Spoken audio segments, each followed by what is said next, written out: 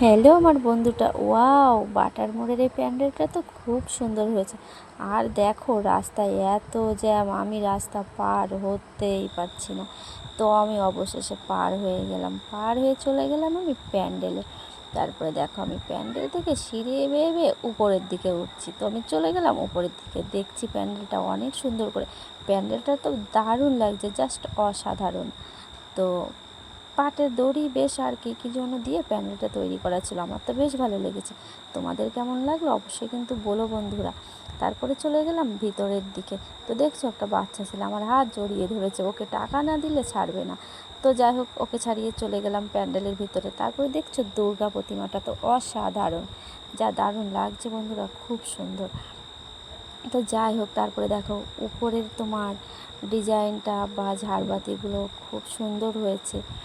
তো আমার তো ভালো লেগেছে, তোমাদের কেমন লাগলো অবশ্যই আমাকে জানাবে। আর তোমরা কে কোথা থেকে দেখছো অবশ্যই কিন্তু বলো বন্ধুরা। তো যাই হোক, তোমরা সবাই খুব সাবধানে সাবধানে ঘুরু ঘুরু করো, আর আমার মতন সবাই এনজয় করো। তো আমি এখন রাখছি বন্ধুরা, বাই, শুভ সন্ধ্যা।